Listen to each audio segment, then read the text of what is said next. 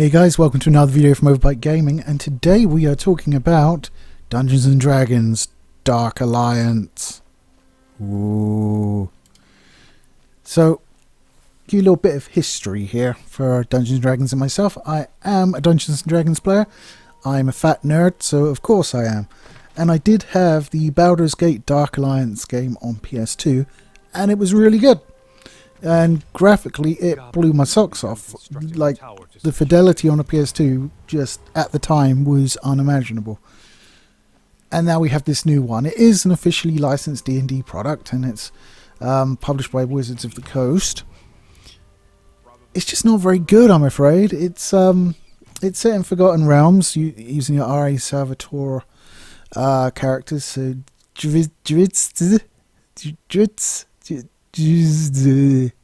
whatever he's called, the drow elf that made drow elves cool and a little bit overpowered, I suppose. And Wolfgar, and no Elminster though, because I guess that would be too OP, but whatever. I was never very familiar with the Forgotten Realms. I was more of a Dragonlance kind of guy, so there's that, but whatever. And Ravenloft, I also like Ravenloft. But yeah, so it's a third-person action game. Set in the Forgotten Realms universe, playing as one of 4 characters from the Salvatore books.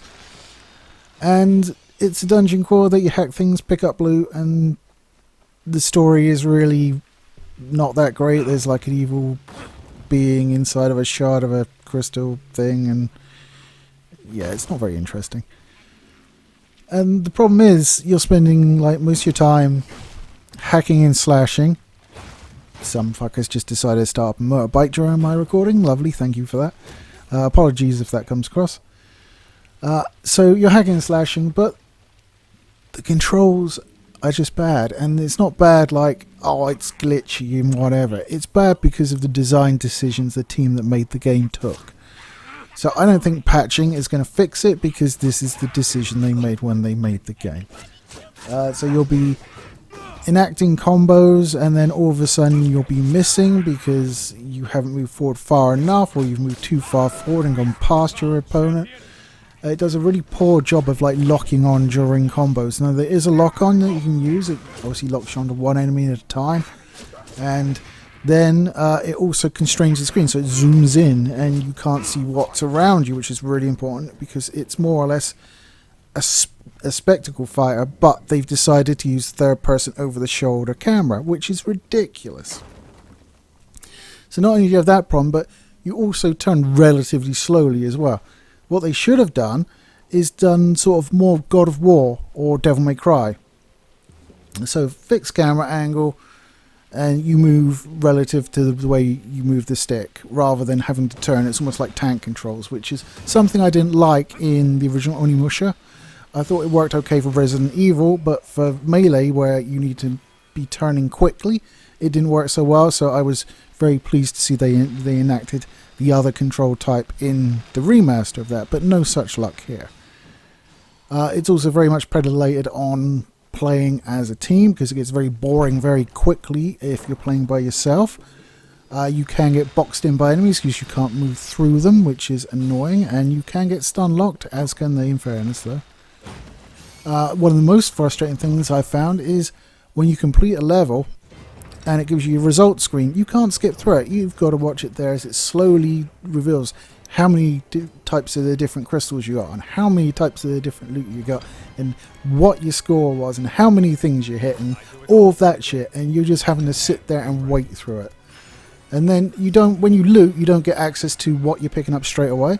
You actually have to go back after the mission, open up a chest in camp, which has all your looted items in, and then you get to use them. Which I think is like, why what is the point of that?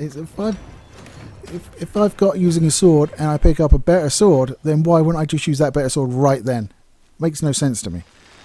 But it's very much in line with the sort of rewards mechanic you get off of games with loot boxes, for instance. Now, it's not purchasable, so it's not really loot boxes, but it is that, and you don't know what you get. You just know the rarity of what you're getting and what type of gear it is, but you don't specifically know what item it is until you go back, open up at camp, get that out of the way. Oops, hitting the mic. Oh dear. And it's, I mean, I haven't found too many enemies to be... I know a lot of people were moaning that there's a lot of enemies that are real sort of hit point tanks. I haven't really found that so far. I won't lie, I would have preferred to have played it more, but it was just boring the pants off me, so I didn't. So, sorry, but I played it for a good while. I just didn't finish it because, my god, it's just boring. It's boring. The combat isn't particularly fun. It's frustrating because you keep missing. There's a lot going on at any one time. The controls themselves, even when you're not sort of doing that, I mean, it's got melee combat mapped to the bumper and the trigger, which I don't like. I would much rather have that on the face buttons. God knows how many Xbox controls I've ruined because I don't think the bumpers were really meant for that extensive a workout. I think they were very much sort of like a gear shift, or maybe something like that. Something used sparingly during a game, not hammering on like thousands of times to hit enemies. I don't think they were really meant for that, and I would much prefer that was mapped to the face button.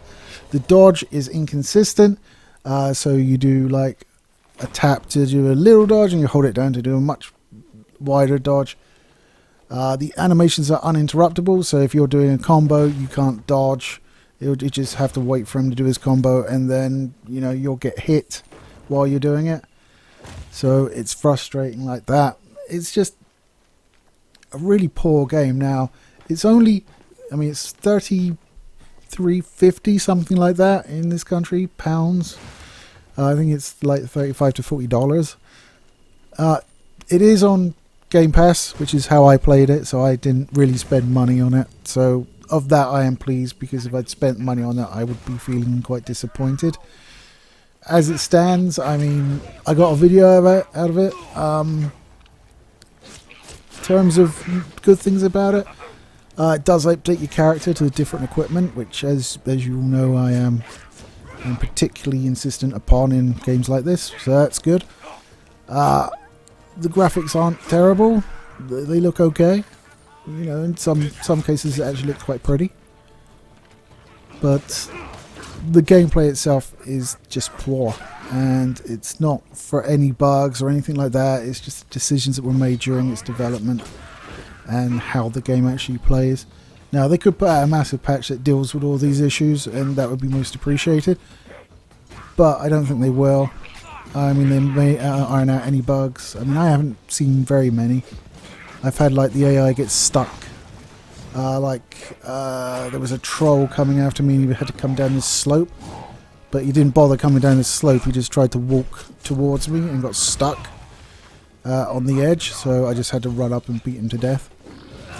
Trolls are actually quite annoying because they do regenerate, and if you get a lot of them, they do a lot of power attacks and can knock you down. And by the time you back up, they're all regaining health, so it really gets annoying, and they all look the same, so you're trying to focus your attack on one. It's just unpleasantly annoying, I think is the best word for it. It's just annoying experience. Sometimes you'll be fine, other times... The amount of times I've tried to get to a guy that's been readying sort of a bow shot or like a ranged magic attack or what have you. And normally in games you'll get like a marker to say, oh, he's firing now, move. No, nothing in this. It's just like he goes into his aiming stance, and then God knows when he looses. You have no idea, so you have to try and like dodge in this before the arrow hits you, which is obviously not a lot of time. So it just adds in, there's just so many little niggles like that. I mean, you go to the map, you select the mission you want to go, and then you have to go to a portal and wait there for like 20 seconds, and then it launches the... Obviously, this is done for matchmaking purposes, but I'm playing solo, and it's annoying as fuck. And I've got it set to offline. Why do I need to do this? It's ridiculous. Oh, dear. It's just... I mean, there's a few bits I like. As I said, the graphics are nice. The new armor and stuff is represented upon the character. You can upgrade, which you basically find crystals and little deposits around the level you bash them and you get some crystals. and you can upgrade the different tiers of gear with different tiers of crystals plus an amount of gold on top, and they can be upgraded a set amount of times. So there is stuff to like be pleased with. I mean, you level up, you can put stats into your character and give them new perks, which opens up new combos and special abilities. So it's got like some good stuff in there, but it's just the execution of it all just lets it down. I mean, you get an ultimate ability that sort of charges up over time, and I played as Drizzt, or Drizzt. I have no idea how to say his fucking name. Mind you, I called Wrestling for years, so whatever. So he has this ability where he gets this mystical panther come out and maul people, and like sometimes it works, sometimes it doesn't work. Sometimes it starts working and then stops working, and the bar depletes itself, and you're like, great, thanks, could have used that. Oh dear, it's just... I was quite excited. The first time I saw this game was on the PlayStation Store, because I was obviously going through looking for something to get for the PS5 so I could, try out my PS5 essentially, rather than try out my sort of next gen PlayStation Pro. And this was one of the ones that was coming up that interested me. And then it turned up on Game Pass, so I was like, oh, screw that noise, then I get it on Game Pass. Which, as I say, super glad I did, because I'd bought it, especially at PlayStation Store prices, which are going to be more than you would normally pay for it, because of, the license, not the licensing fee, but the little markup that Sony adds to everything. I would be pissed off. Anyway, guys, let me know down below if you have picked up Dungeons & Dragons Dark Alliance. Did you play the original Baldur's Gate Dark Alliance? Fantastic game.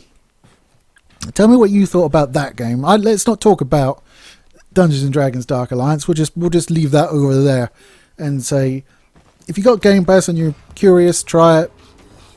If you don't, then probably don't buy it. At least not until it's been really fixed. I mean, they're going to have to change a lot of the key mechanics in it, which I'm not sure they would do. But if they do, it might morph into a relatively decent game. But yeah, tell me about Baldur's Gate Dark Alliance. Did you play it? What did you think about it? I never played the second one. I believe there was a second. Never played it, but I loved the first one. I remember taking it around my mate Martin's house. We played it on his PlayStation 2, and it was awesome. Loved the death out of it. Anyway, guys, that's all from me. You take it easy, and I'll catch you next week.